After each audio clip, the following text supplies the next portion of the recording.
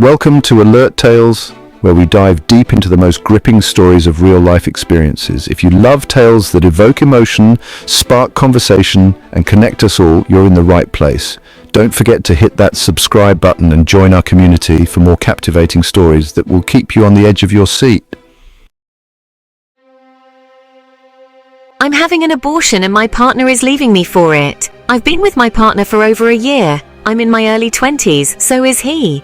Before we even started dating, we talked about our views on children. I want to have a kid one day, I really do, but I think it would be extremely selfish to have one now. I would have to give up my clients, my job is very physically active, my final year of school would be interrupted, and my mental health is not in a great place at all. I would have to stop the medication I rely on for mental health. My partner's family is very against abortion. His mum almost died when having him, and they told her that if she didn't abort the baby, she would die. She didn't. She was lucky.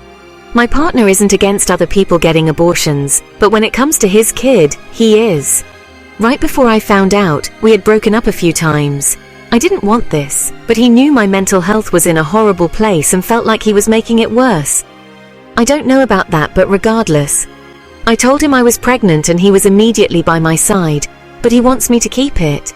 He said that we can make everything work, that everything would be okay. I can't bring a child into this world with no money and bad mental health. It's selfish. He told me he doesn't know if he can even see me.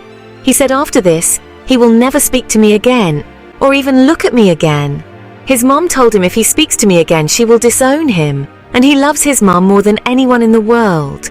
Not only am I losing a child, but I'm losing him, and I'm totally alone. My mental health was already in a bad place, and now it's worse than it ever has been. Could we please stop commenting on people's effing body? Today, at work, my colleague commented on my trousers size. It wouldn't normally be a big deal, but this comment was one of too many. It took me some strength to remain professional. For context, I have a petite figure. Always been petite, will probably always be petite. Not underweight, just the normal weight. I'm just smaller, perky but not curvy. So because I'm not on the heavier side, people in general, and especially women, think it's okay to comment on my body all the damn time. It's always been like that. From family members forcing me to eat more or bringing fattening pills when they come back from our home country to colleagues and sometimes strangers telling me, "Why are you so small?" I've even had a male colleague telling me that he didn't find me attractive because I had a child's body, totally unprovoked. Like, how can you tell that to someone and think that they're going to feel good about themselves or their womanhood? I cried myself to sleep that day. When I first started this job, I was greeted with, "Oh, you're pretty. Why is your waist so small? I've never seen someone so thin in my life. Ha. We're in a corporate setting. Spoiler. I didn't find it funny. I felt like shit because all I could think about was, oh, I didn't realize I was this thin. And mind you, I'm a size 4. I see size 4 women walking down the street every day, so I don't understand why she was so shocked. My aunts would tell me, in front of a bunch of guests, women as well, you have a nice body, but you don't have enough boobs, you need to eat more. Men want more meat than that. That day, I told my aunt that she could give me some of her fat since she has so much on her belly. She didn't find it funny, surprisingly. Another aunt greeted me, when I hadn't seen her in months. "You look so thin, you should eat more." So I told her that she looks quite big, maybe she should eat less. And then I asked her if she felt good about herself.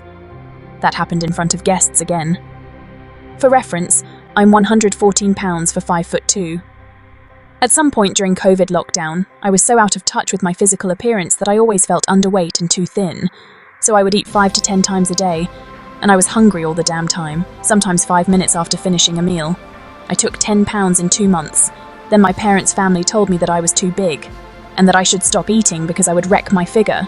It's like I can never win, and whenever I feel good about myself, someone is there to remind me that I'm too thin for their eyes. And it's almost always women commenting on my body. I've spent most of my life trying to reach the unattainable goal of getting fatter, but I can't because I have a fast metabolism. And today my colleague, after I explained to her what I have explained in this post some weeks ago, told me, "Oh, I didn't know there was a size under your trousers size. I thought you were the smallest one. I was this close to telling her that it's because she's never shopped in the smaller sizes, so of course she wouldn't know, just to get back at her. But I don't believe in shaming someone for their body. So as much as it hurts, I don't know if she struggles with her weight, and I was not ready to maybe cut deep for the sake of getting back at her. I just smiled from the outside and cried a little inside. I know I'm thin, I see myself in the mirror every day. Please, let's just be sensitive to other people's struggles. Commenting on physical appearance is never okay. I paid off all my credit card debt and now I'm having an existential crisis. Thank you all for the comments. Clearly there is a right answer here, and that right answer is to stay out of this underground business. I live in this bad neighborhood in LA. It's where I grew up and honestly, I just love it here. My whole family is around. Even childhood friends are here.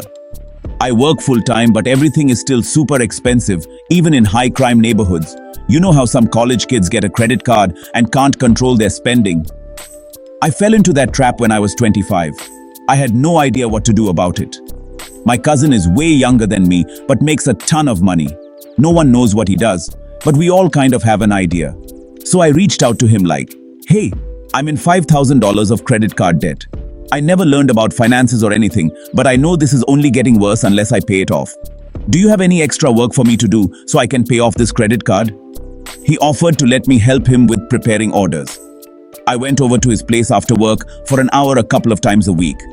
I paid off all my credit card debt in less than 2 months. If that was the end of the story, I'd feel super fulfilled. Like I did what I had to do, paid off my debt, learned my lesson, and was ready to move on with my life. But honestly, that's not really the whole picture. This has messed with my head. What I did was illegal, but it felt so easy and convenient. My day job is way more labor-intensive and pays less. Sometimes I think about switching careers altogether, or maybe even continuing this side gig after work. At first, I thought it would just be temporary. Like there's no way this could end well if we kept going. Eventually, something will happen and we'll get caught. And you know what? That's probably true. I know this can't end well. I'm calling this an existential crisis because it's making me question everything. I always thought you had to work hard to be successful, but it turns out there are shortcuts too, and those shortcuts make money. I'm a wealthy man in my 30s, but I just became a prostitute. Throwaway account for obvious reasons. Just to give you some background context, I'm a relatively wealthy man in my 30s. I was born very privileged and now have a good job with a salary of £123,000 before tax. I own my property in Zone 2 London mortgage-free, paid for by my family. In London generally, Zone 1 is the most affluent part of the city, and Zone 9 is the least affluent. In June, I was at a party in the bar of a nice hotel in London Knightsbridge. A party of similarly well-off, young, attractive people. We were drinking a lot. It was a nice time, though. Close to us was a table of Middle Eastern men aged late 30s, early 40s, I'd say, and they got talking to my group. They were fine, I guess. Nice enough anyway. And they started paying for everything, so our group was happy to keep them around because, well, why not? One of the men was particularly quiet and awkward, just sort of sitting near us and watching. I'm a bit of an adopter, so I tried quite hard to include him, which he seemed to appreciate. He spoke in a really quiet voice, in broken English, and wouldn't hold eye contact. Very shy. When it came to the end of the night, only a few of us left.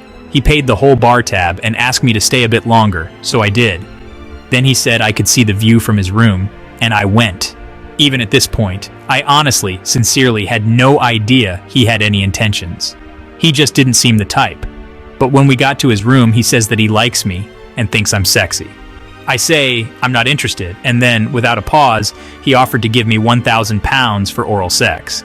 Immediately, I'm shocked and say no, but then he starts saying, in a way that seems super sincere, I am a good man. I respect you. I do not mean unkindness, but I really find you sexy, etc. I don't know. He kind of made it seem less objectionable in this way. I guess because my impression of prostitution is that it is inherently linked to violence or disrespect, but he was being really nice about it. Anyway, 10 minutes later, and he had given me £1,000 in cash, and we're doing it, and he was finished literally within, 7 or 8 minutes. He then thanked me and I left. It felt a bit weird immediately after, but truth be told, I had thought it would matter more to me than it does. It just feels like whatever, you know? So, now months later, he messages me out of the blue on Instagram and says he is in Mongolia, of all places, and wants me to visit him. He says he'll pay me £5,000 for 3 days of visit and pay for first-class flights. Anyway, I said yes and leave on Wednesday morning. It's just a funny turnout, I guess. I didn't really see this coming. I definitely do not need the money, but I don't know, it feels like turning it down would be stupid. Anyway, true off my chest.